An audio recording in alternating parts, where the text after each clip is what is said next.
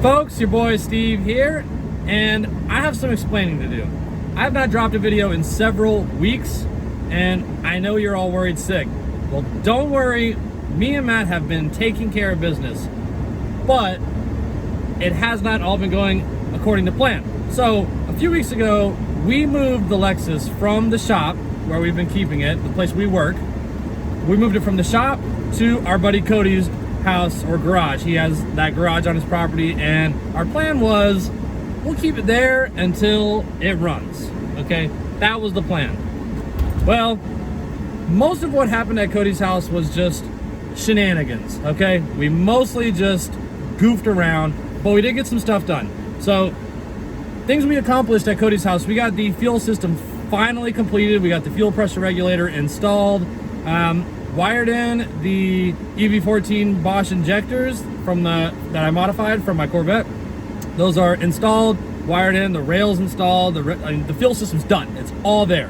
So that has been completed. We also got the throttle cable installed. And so that's kind of the end of the list of things we actually achieved. We did some work on Cody's truck, and then other than that, we mostly just did a bunch of screwing around. Honestly, the time we were stationed at Cody's place was kind of like summer camp. What's up, baby? Saturday night. Got the boys here at the shop. We just pushed the Lexus onto the trailer. Plan for tonight: we still have a little bit of loose ends to button up. We're gonna be doing it at Cody's shop. And for the foreseeable future, that's going to be the Project Ground Zero. Yeah. You got a dead rat in your car. Yes! Yesterday I wasn't here. The day before was worse. Wait, hold on. That thing's been in your car for 2 days? Let's go see it. Let's go see it. Wait, does this guy really have a dead rat in this fucking car?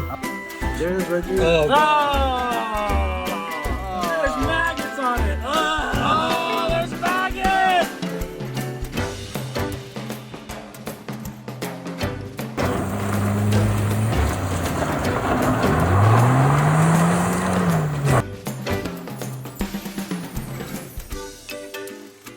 Speed.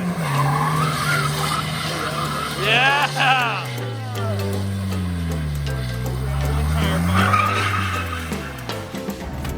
So we're driving back on the property, and got all the boys in the back, and we're looking for somewhere to shoot. This property is so big. It's an awesome place.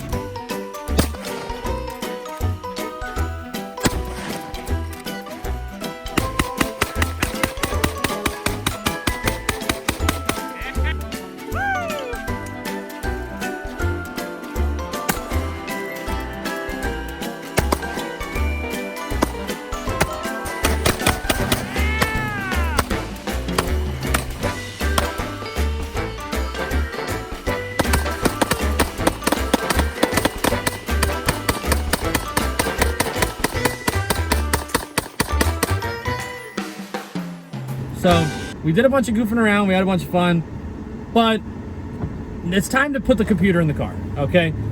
Putting the computer in the car is something that's going to definitely take some time.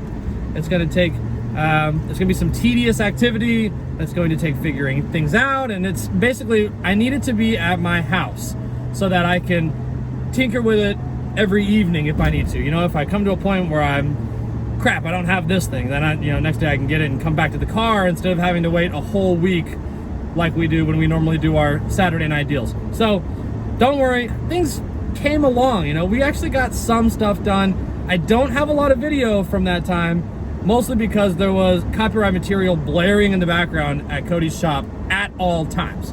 So I really don't have any usable video that I can share. It is what it is. So all that's done. What we're doing now is we have moved the Lexus to my house, and there it will sit until it runs and can move under its own power.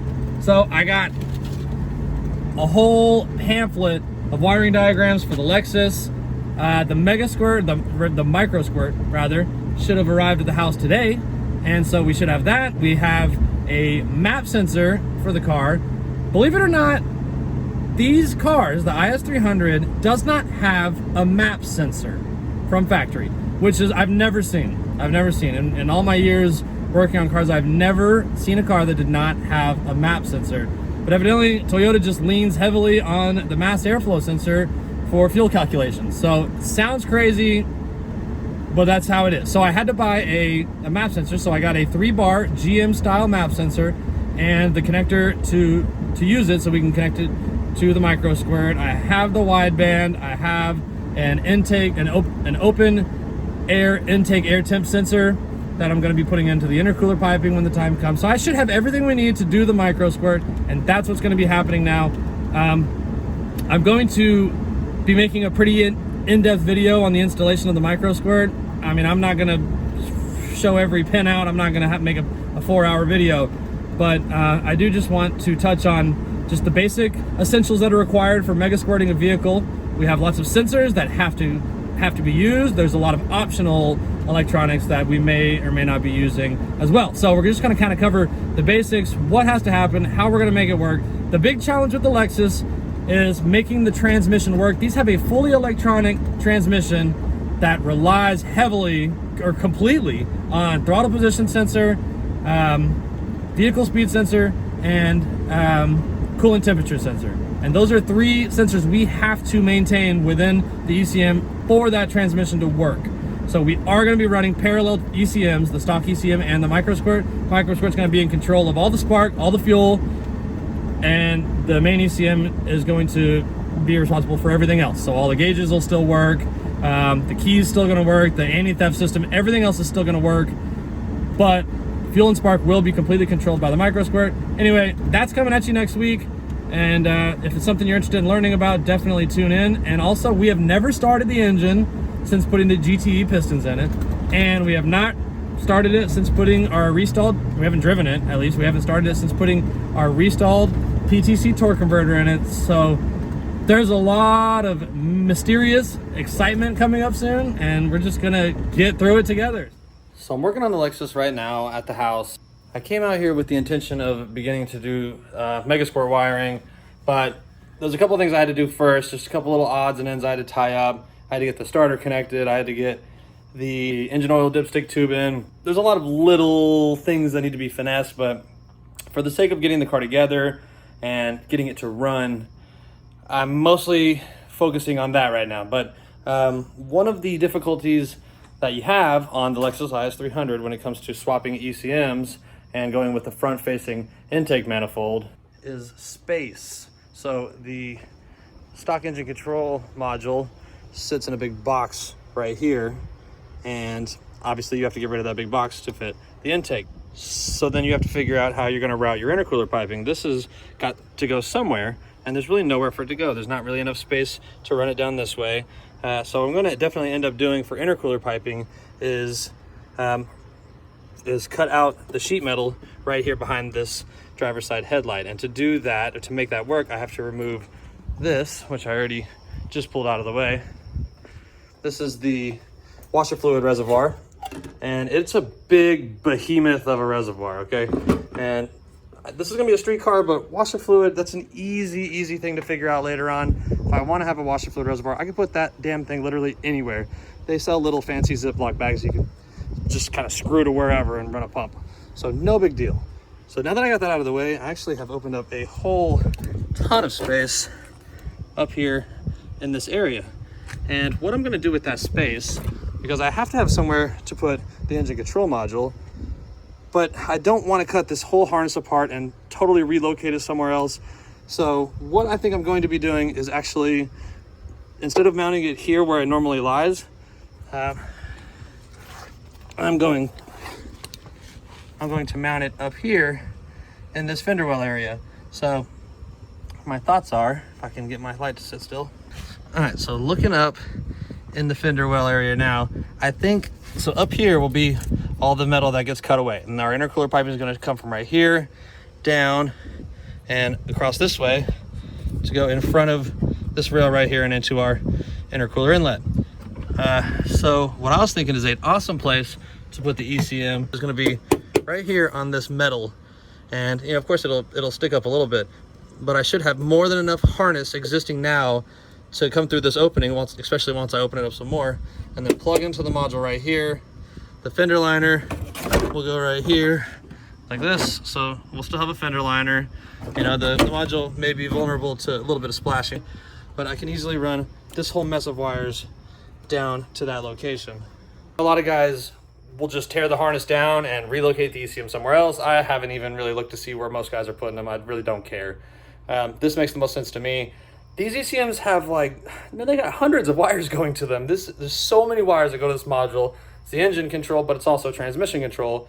And it's true that I don't need a lot of these wires, but the amount of time it would take to figure out each individual wire that I don't need and remove it is just, it's gonna be insane. It would be just way too much labor. So that's the plan right now. Locate the ECM on the bottom of the sheet metal, but in front of the fender liner, right near where I'm gonna be routing the intercooler piping. And I just gotta figure out a way to actually mount it there. But riv nuts, you know, whatever, that's gonna be a piece of cake. So I got the extra sheet metal cut away there where the washer fluid reservoir used to be. And this is all we had to remove. Super easy. This thin Japanese sheet metal is super easy to cut through. Just use the old Sawzall. And now we got tons of space here, so you can get a little better idea of what I was talking about last night. So the ECM is gonna mount up to the side of this, and then the intercooler piping will have plenty of room to go around there. Of course, the headlight takes up some of the space too, but we should be able to work around it pretty well.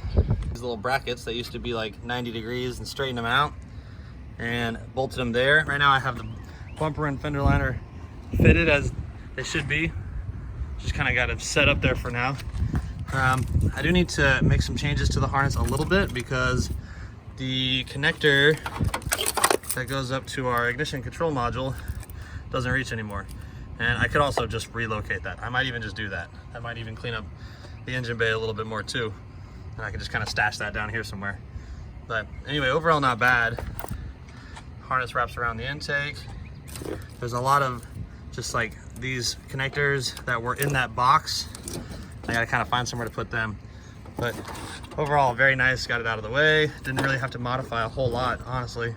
Just remove that washer reservoir and our charge pipe will be able to come out, turn down, and go through our hole there, and then it'll just have to go right around here up to the intercooler.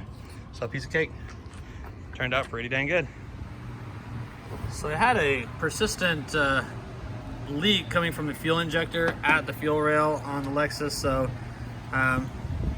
basically what I found is that with the O-ring installed in the injector, the overall diameter is not big enough, it's not tight enough to stop any leakage from the rail, and it hasn't even really gotten into pressure.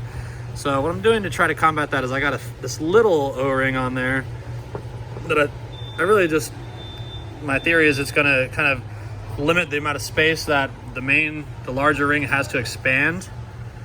And so I can slip that on there and it keeps it a lot tighter. So we're gonna try that to try to seal up that leak. This is really the last thing I have to address before I can wire in the MicroSquirt and try to start this thing. I did crank the engine when I was checking for fuel leaks and it sounds good, compression sounds good. So once we get these bad boys installed tonight, we should be good to start wiring in the module. All right, so I just got all the injectors put in the rail. Let's see if it's gonna work. I know there's not much video of this, but I've been fighting this for a couple days now.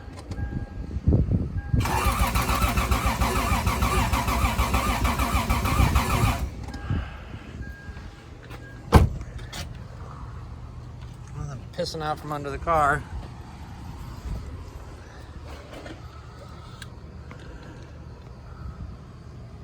Everything looks pretty dry so far. I think I'm gonna have the old lady come out and crank it over for me some more. Let's go ahead and just try it again, see if any new leaks erupt as it primes itself up. I also don't see any pressure on my regulator gauge.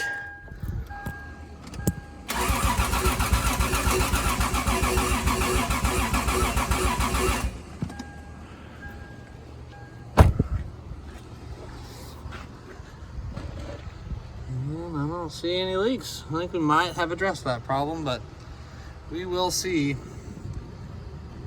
Right now, I don't have any leaks. So that's great news. We might have fixed it. Here's hoping. All right, so I got the fuel system sorted away. I got the, I put some pressure on it and made sure that the injectors were not leaking, and they are staying nice and dry, even as high as 60 PSI. At first, I thought my pressure regulator this piece right here, this beauty, $20 Amazon piece, okay? Terrible purchase, terrible decision. And at first it wasn't working at all. And I'm like, okay, duh, $20 pressure regulator went bad. Well, no, it didn't. I just had the hoses on backwards. As soon as I flipped them around, I was able to build pressure with it and get the fuel pressure set to about 45 PSI when cranking. So other than that, I found this spot on the firewall here where I'm just kind of guessing here, but I'm pretty sure that was where that is where the clutch master cylinder would be located if it was a manual transmission. Luckily it was not, so I have that nice little flat piece of sheet metal that I got to drill through with my hole saw. So I made that hole so that I could put the MicroSquirt in the car. So the harness and ends in here with the connector goes up through the firewall. I got lots of slack here, so I can move it wherever I want to, just get it totally out of the way. And all our circuitry is now hanging out of this headlight right here. So these are the connectors and wires I'm going to be pinning out from for the MicroSquirt. This is the MicroSquirt harness. So now it's time to get started with wiring. I'm pretty sure everything else is sorted as of right now. So all there's left to do is start wiring stuff in. Once everything's wired in, I'll get out the laptop and start setting up sensor parameters, get the crank sensor set up, the trigger settings. I'm pretty sure the Tuner Studios is going to just have an option for 2JZ crank sensor. It should make it pretty simple. I don't think we're going to run a cam sensor. One thing I have to figure out too is cooling fans. It has electric fans. I don't think that the fans are controlled by the ECM directly. I'm not sure about that yet. What I might end up doing is keeping the existing coolant temp sensor going to the stock ECM and just add a second sensor for the MicroSquirt. And that way, if there's a second module on the communication bus that talks to the ECM to tell the fans when to come on, then that will still work. So there's going to be some benefits to keeping the stock ECM for things like that. I'm pretty sure the air conditioning is still going to be controlled via communications with the stock ECM and other stuff like that. So hopefully we'll find quite a lot of uses for the stock ECM. Really just want the MicroSquirt for fuel and ignition control. That's it. Fuel, ignition, two-step, variable valve timing, things like that. So anyway, I'm going to start wiring this thing up, and I'm going to end this video here for this week. I haven't dropped anything in a long time, so I'm going to throw a video together. Just kind of includes what we've been up to, and then the next video that I post is going to be a little bit more in-depth with wiring in the MicroSquirt and what all that entails. So stay tuned, like and subscribe, and we'll see you next week.